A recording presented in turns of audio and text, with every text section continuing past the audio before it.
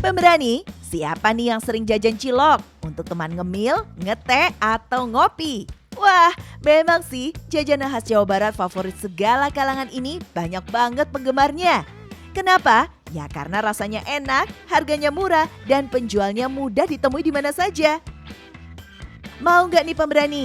Kalau saya akan ajak Anda berkenalan dengan pengusaha Aji Dicolok alias Cilok, si jajanan pinggir jalan ini. Ini dia Pak Erik, pengusaha muda ini sukses membangun kerajaan ciloknya di kawasan Radio Dalam, Jakarta Selatan. Dari tangannya lah cilok loba rasa lahir. Berawal dari modal nekat, Pak Erik memulai bisnisnya dengan 1 gerobak saja. Tapi kini ia sudah punya 20 gerobak yang bisa menghasilkan omset hingga jutaan rupiah per hari. Puluhan gerobaknya ini dijalankan oleh para penjual cilok yang biasanya kita temui sedang berkeliling atau mangkal di lokasi tertentu. Halo Mas Erik, apa kabar? Ya, alhamdulillah baik Mbak. Aku udah siap bantuin Mas Erik hari ini. Boleh, siap. Nah kali ini aku harus ngapain nih? Untuk pertama-tama kita produksi dulu ya untuk bikin adonan. Sebelum mulai berjualan, kita harus masak dulu nih ciloknya. Kita buat dulu adonannya. Siapkan dan timbang tepung sagu, bahan utama yang bikin cilok terasa kenyal dan membal. Oh ya pemberani, menimbang tepungnya harus sesuai takaran ya. Jangan sembarangan, agar nanti adonannya benar-benar pas dan sempurna. Ini tepung. Hari ini kita akan masak gak cuma 1-2 kilo cilok, tapi 30 kilogram cilok. Wah, setiap hari 30 kilogram cilok ludes terjual. Wih, lumayan juga nih bikinnya. Bisa sekalian olahraga. Gimana enggak, proses memasak ini setiap hari dilakukan mulai jam 6 sampai jam 8 pagi. Wah, untungnya proses memasaknya sudah menggunakan mixer nih. Alat putar adonan ini akan membuat adonan tepungnya menjadi kalis. Mixer ini juga membuat pekerjaan utama menguleni adonan jadi lebih cepat. Selain itu, tentu saja lebih bersih dan higienis dibanding bila harus mengaduknya dengan tangan. Kalau adonan sudah benar-benar kalis, baru deh kita masukkan bumbu rahasia racikan Pak Erik. Bumbu ini nih yang bikin cilok loba rasa berbeda dengan cilok lainnya. Sambil menunggu adonan dan bumbu tercampur rata, saya mendapat tugas memotong sosis dan keju untuk isian ciloknya. Isian inilah yang juga bikin ciloknya makin sedap. Karena di setiap butirnya nanti akan ada selipan isi keju atau sosis ini. Adonan sudah siap, sekarang kita mulai bagian yang paling seru, yaitu membentuk dan mengisi adonan ciloknya.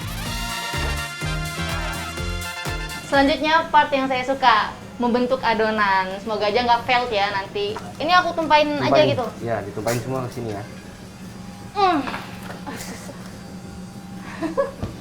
Bentar Mas. Ya.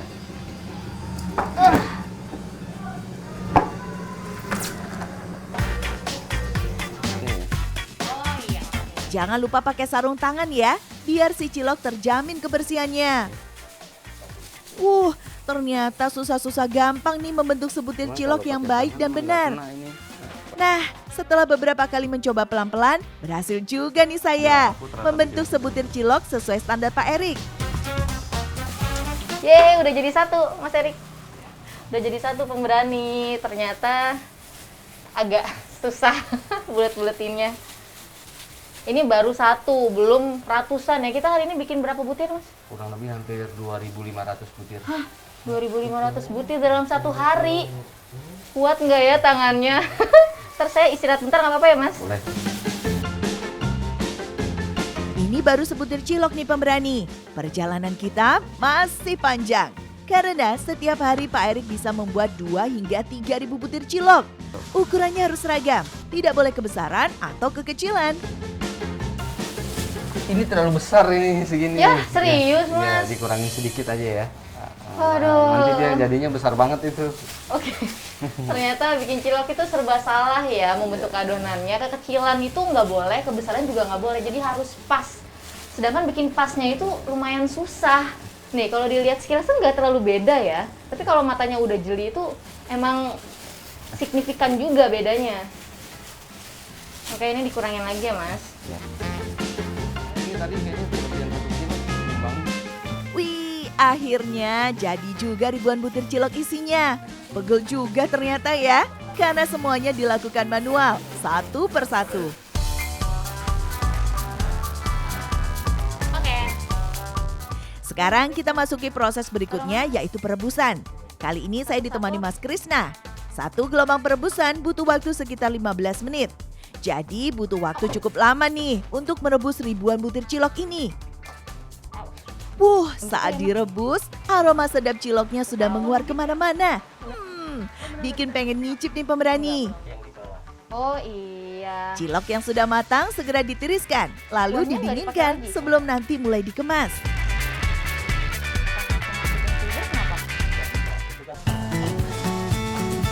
Nah, ketika cilok sudah mulai dingin, proses packing dimulai.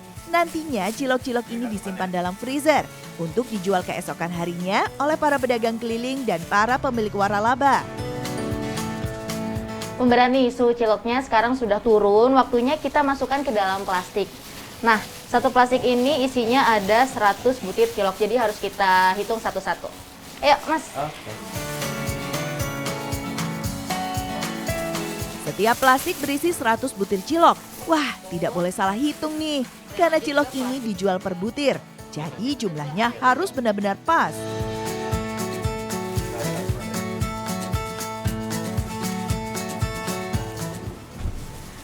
Cilok udah dibuat semua, jadi tinggal tunggu teman-teman yang lain untuk kumpul dan kita siap jualan.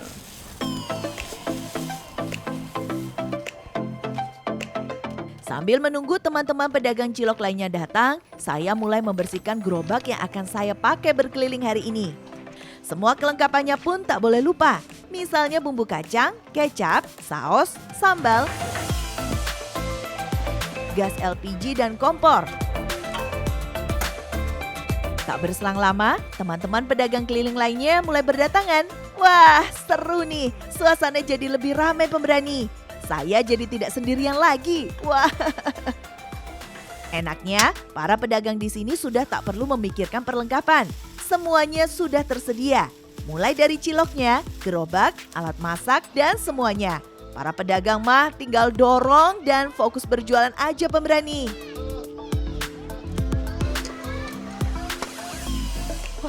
Udah pada ngantri nih. Bang, ini ngantri ngambil cilok kan? Iya. Wah, nggak bilang-bilang nih. Nah, waktunya membagikan kantong-kantong cilok yang tadi saya masak pemberani. Pak Erik akan mendata berapa kantong yang dibawa masing-masing orang. Saya mendapat jatah 3 kantong cilok, berarti total ada 300 butir atau sekitar 3 kg. Segera saya masukkan cilok ini ke dalam panci kukusan di gerobak, biar nanti saat dinikmati pembeli, ciloknya masih hangat.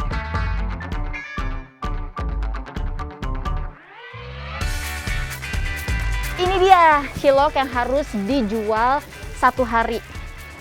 Kira-kira satu kantong plastik ini ada 100 biji cilok. Jadi dalam sehari penjual cilok harus menjajakan 300 cilok dan kurang lebih itu 3 kilo. Cilok dikukus sekitar 10 menitan. Saya juga harus memastikan ciloknya tidak saling menempel. Nah, untuk mengecek kematangannya, tusuk saja cilok sampai dalam. Cek dulu, matang belum ya? Wah, udah matang. Ini tandanya kalau udah bisa ditusuk sampai nembus gini udah matang. Dan artinya cilok siap untuk dijual. Oke, semoga hari ini laku keras. Ayo berangkat! Saya menyasar kawasan perumahan dulu. Pasti banyak anak-anak yang sedang bermain di sini. Weh, ayo beli-beli. Wah, benar saja pemberani. Saya langsung diserbu bocah-bocah ini. Wah, repot juga ternyata melayani pembeli yang cukup banyak begini. Lumayan, baru sebentar jalan udah dapet berapa tadi? 7 orang pelanggan. Oke, semangat. Kalau ke sana pasti dapat lebih banyak.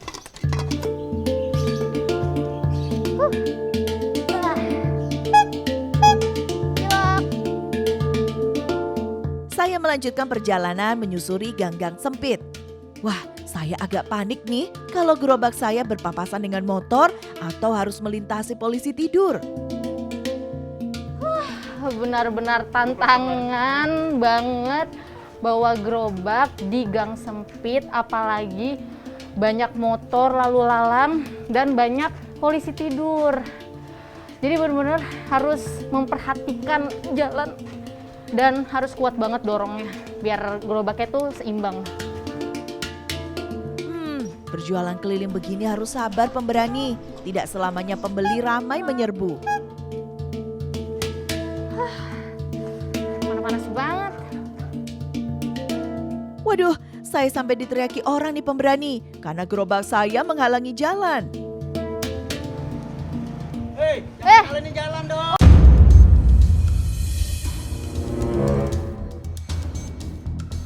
Oh iya Pak, maaf ya Pak. Aduh, berat nih Pak. Silakan Pak.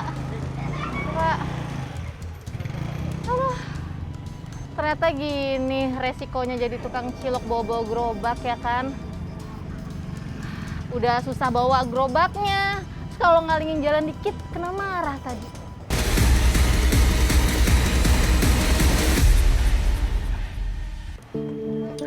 Dorong gerobak di jalan datar aja susah, apalagi kayak gini harus dorong di tanjakan. Ya ampun, tinggi banget sih.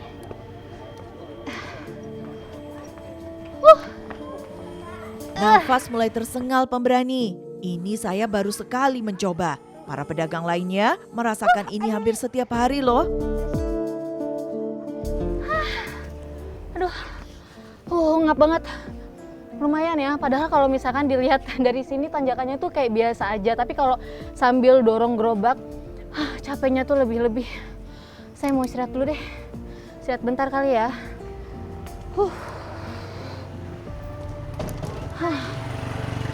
Aduh, malah ciloknya masih banyak lagi.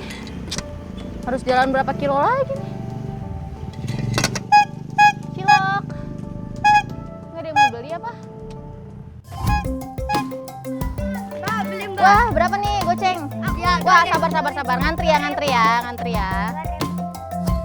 Wah, tapi pemberani, kalau sudah rejeki gak akan lari kemana.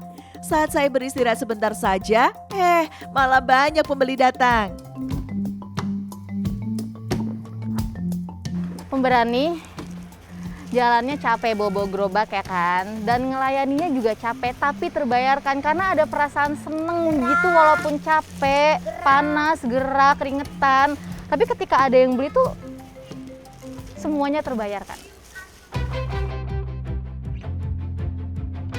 Lelah berkeliling, saya coba cari lokasi mangkal. Tentu saja pilih kawasan yang ramai pemberani.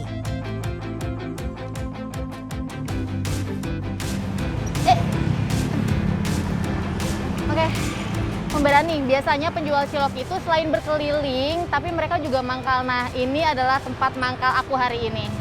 Kita set dulu ya.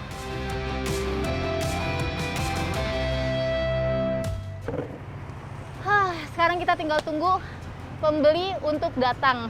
Sekalian ngaso. Sembari menunggu pembeli, saya bersihkan lagi nih gerobaknya. Biar makin kinclong. Siapa tahu pembeli makin tertarik datang. Benar ternyata pemberani, sejumlah pembeli mulai berdatangan. Saya yang awalnya masih kaku, sekarang sudah mulai lebih terbiasa. Baru aja saya senang karena banyak pembeli, tiba-tiba saya kedatangan tamu tak diundang. Baru nih. Iya bang. Gimana bang, mau beli bang? Ini udah izin belum dagang di sini?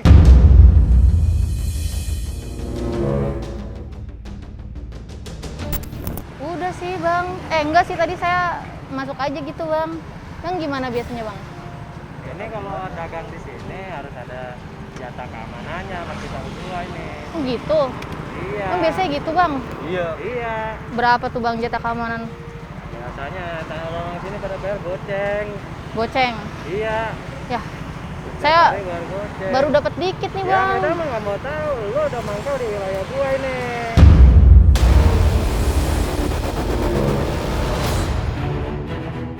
Ini wilayah kita nih. Tiap hari harus Iya. setoran nih bang. Ya kita nggak mau tahu kan. Kalau misalkan mau dagang di sini harus ada setorannya. Ya udah deh bang. Ya.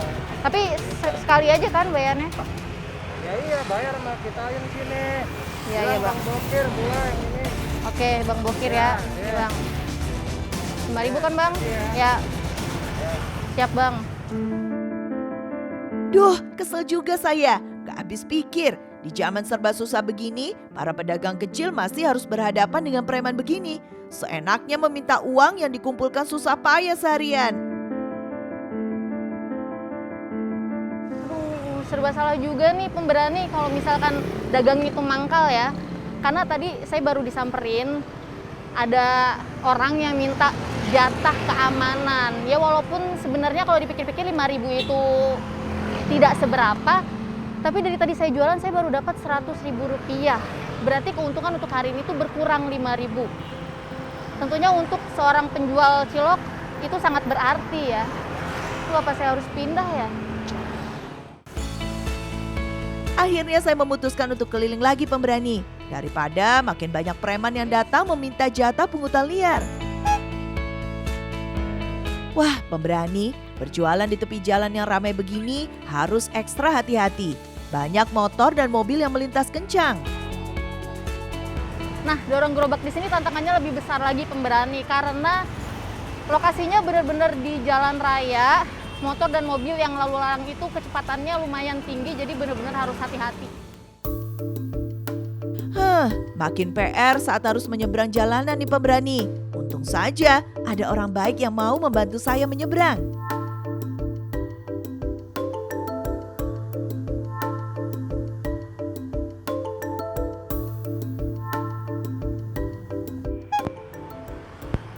Pak Yunus. Wah, akhirnya ketemu temen juga. Sip. Pak, capek banget. Istirahat dulu ya. Istirahat aja dulu, Kak. Istirahat aja dulu. Kita nongkrong aja, nongkrong dulu. Kenapa dari tadi keliling-keliling, Pak? Oh. Tak sengaja di tengah jalan malah saya bertemu Mas Yunus, salah satu karyawan Pak Erik. Lumayan, saya jadi nemu teman ngobrol nih. Jadi untuk dagang cilok itu tidak semudah kelihatannya. Ini aja tadi kan setelah ngobrol-ngobrol, Pak Yunus tuh seharian itu baru dapat 70.000. Terus belum lagi tantangannya harus bersisihan langsung sama mobil motor di jalanan. Terus belum lagi kalau hujan, panas. Wah, nggak kebayang. Aku aja nih dalam sehari itu bisa menghabiskan uang itu sampai Rp100.000 untuk makan dan untuk transportasi segala macam kebutuhan aku sehari-hari. Ini aja 70.000 udah bener-bener berjuang banget ya Pak ya. Mendadak gerimis turun. Wah, buru-buru saya buka payung dan membereskan perlengkapan di gerobak. Cuaca memang jadi tantangan tersendiri pemberani. Tak ada yang tahu kapan hari akan panas terik atau sebaliknya turun hujan. Oke pemberani, kita lanjut lagi jualan cilok. Let's go!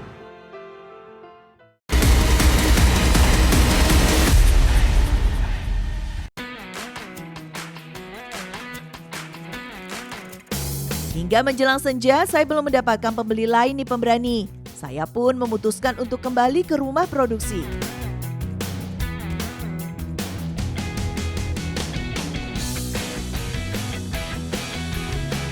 Tadi Indah baru datang. Nah, saya harus menghitung berapa perolehan saya hari ini. Sebagian harus saya setorkan pada Pak Erik dan sebagian lain menjadi hak pedagang. Dinda kemana aja tadi dagang? Tadi muter kan ke belakang sini, terus nembus radio dalam, terus lanjut ke PIM. Ini saya mau nyetor. Kamu tadi bawa berapa? Bawa 3 kantong, Bawa 300 kantong, biji ya? Ya satu kantong itu isinya 100 ya. Nah, tapi ini Uangnya tadi ada kayaknya tadi aku habis 2 kantong, jadi Iya. 200 biji kan. Iya. Tapi kok ini aku hitung nggak sampai 200.000 ya? Loh, kok bisa? Kamu kemana? Itu tadi kepotong sama orang yang minta uang jatah keamanan. Iya. Terus Kamu kasih itu? kasih. Terus ada juga saya tadi istirahat sebentar kan, Iya. terus jajan-jajan sedikit. Tinggal kamu hitung aja. Sisanya sisa berapa? Ini 119.000 kalau nggak salah. Mungkin bisa dihitung. Saya hitung ya. Nah, Para pedagang biasanya mendapatkan upah sebesar 35% dari hasil penjualan, sementara uang setoran sebesar 40%-nya. Jadi Mbak Dinda tadi habis 200 ya.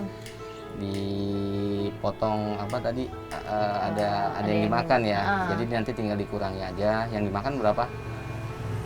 Kayaknya 20.000 deh. 20.000 ya. Berarti Mbak Dinda yang Mbak Dinda dapat ini hasil penjualan hari ini. Sebentar saya hitung ya. Ini buatnya Mbak Dinda hasil jualan hari ini. Terima kasih Mas Erik. Yang penting tetap semangat. Bagi para pedagang, berapapun hasil yang didapat harus disyukuri sebagai nikmat rezeki hari itu. Meski kadang tak sebanding hasil yang didapat dengan keringat yang terkucur, namun tiada kata menyerah. Asalkan halal, semua pekerjaan indah untuk dilakukan. Kembali saya belajar, setiap profesi sama berharganya. Kita harus saling menghormati setiap pekerjaan di sekitar kita. Pengalaman hari ini juga memberikan persepsi baru untuk saya. Yang biasanya saya tuh manggil tukang cilok seenaknya, misalkan orangnya jauh, terus saya panggil, "Bang, sini dong," suruh nyamperin ke sini. Saya jadi merasakan ternyata sangat tidak mudah menjadi pedagang cilok. Berani coba? Coba kalau berani.